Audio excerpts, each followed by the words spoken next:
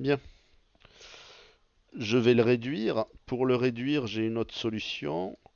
J'appuie à la fois sur la touche commande et shift. Donc commande c'est CMD ou le petit logo de la pomme et shift c'est la flèche qui monte. Attention à ne pas confondre avec celle qui a une petite lumière qui s'appelle Caps Lock. Shift c'est la flèche seule qui monte. J'appuie sur shift commande et quand je réduis, vous allez voir que l'élément se réduit ou s'agrandit de façon proportionnelle ou homothétique.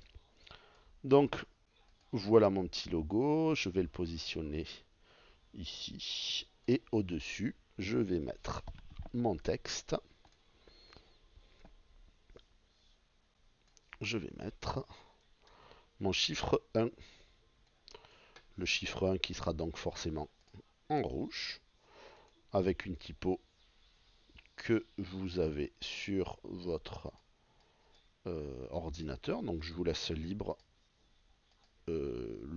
cours, vous utilisez la typo que vous voulez. Donc je la positionne ici. Cordoue, ça sera très bien.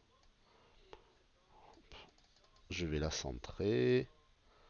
Je vais la centrer à l'intérieur de mon bloc. Donc ici, je l'ai centré de façon verticale.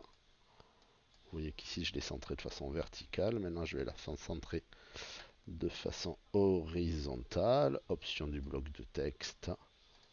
Centré. Hop. Et vous voyez que mon 1 est au centre de mon bloc. Je vais le positionner ici. Je vais récupérer mon élément. Hop. Et je vais venir mettre mon 1.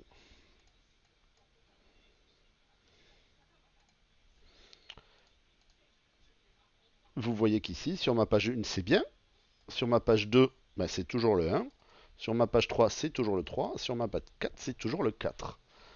Ce qui est un peu embêtant. Moi, ce que j'aimerais, c'est que chaque page ait le numéro indiqué.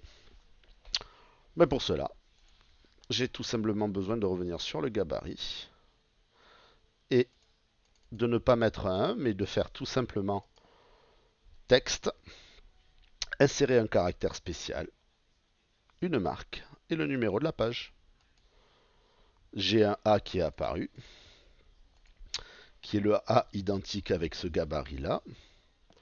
Et maintenant, quand je viens ici, j'ai bien le 1, ici le 2, ici le 3, ici le 4, et si je crée une autre page, un 5. Donc mes gabarits se créent, mes numéros se créent automatiquement.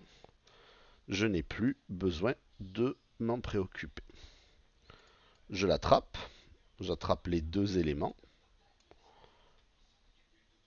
pomme C, pomme V, je le copie, ou alors j'attrape mes deux éléments, j'appuie sur la touche Alt, je le duplique, et je vais lui faire une petite rotation, 1, 2, pour le mettre ici, et je positionne le logo